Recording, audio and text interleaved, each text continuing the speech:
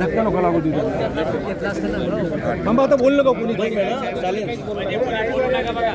आज तुमची इकडे आझाद मैदानावर आलेले आहे, जन आंदोलन आहे, काय तुमची मागणी होती आहे आणि कोणाकोणाला तुम्ही निवेदन दिलेलं आहे? मुख्यमंत्र्यांना कोणाला दिलं तुम्ही स्पष्ट करा आणि तुमचे नाव सांगा फक्त. माझं नाव दत्ताभाऊ सुरोशे, आद्य क्रांतिकारक राघोजी वांगरे प्रणित आदिवासी महादेव मल्हार डोन संघर्ष समितीचा मी प्रमुख या नात्यानं आम्ही आज 23 फेब्रुवारीला येथे आपण आंदोलन केलं आहे आणि हा आंदोलन फक्त मोर्चा नसून हे उपोषण पण आहे. परंतु ज्यांच्या अटी शर्ती पाळून आम्ही उपोषण करत आहोत.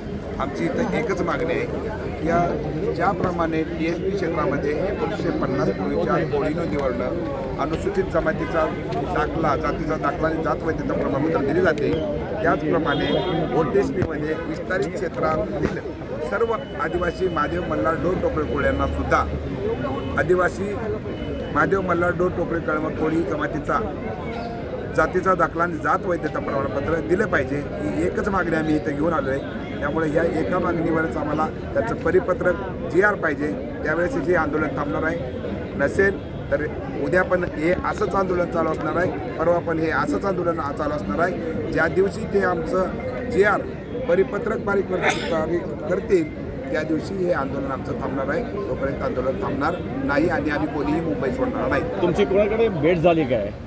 नाही, सध्या तर कोणाकडे भेट झालेली नाही, परंतु मुख्यमंत्र्यांकडे निरोप गेलेला आहे. आणखी त्याचा आज अधिवेशन सुरू आहे की तुमची मागणी अधिवेशनाला उचलली काय? नाही, आज तर फक्त शोक प्रस्तावच होता त्यांचा 15 मिनिटाचा, त्यामुळं सभागृह बंद होतं.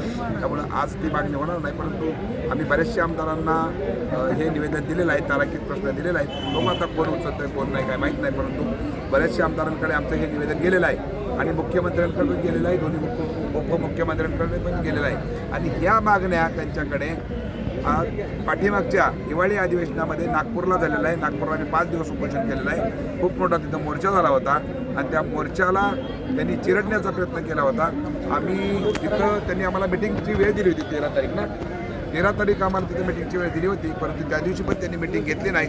त्याच्यानंतर मला CMO कार्यालयातून फोन आला आणि आम्ही तुमची 18 तारखेला मिटिंग घेतोय म्हणून सांगितलं, परंतु परत पुन्हा त्यांनी आचारसंहितेचं कारण देऊन 18 तारखेला पण त्यांनी मिटिंग घेतली नाही. अशा 2 वेळा मिटिंग त्यांनी घेतल्या नाहीत. तर आता त्यांनी ओरली तोंडी जर कुठलीही आम्हाला मिटिंग दिली तर आम्ही ऐकणार नाही आहे. जोपर्यंत त्यांच्याकडनं लिखित आम्हाला काही मिळत नाही तोपर्यंत आमचं आंदोलन थांबणार. किती दिवसचे आंदोलन आहे तुमची?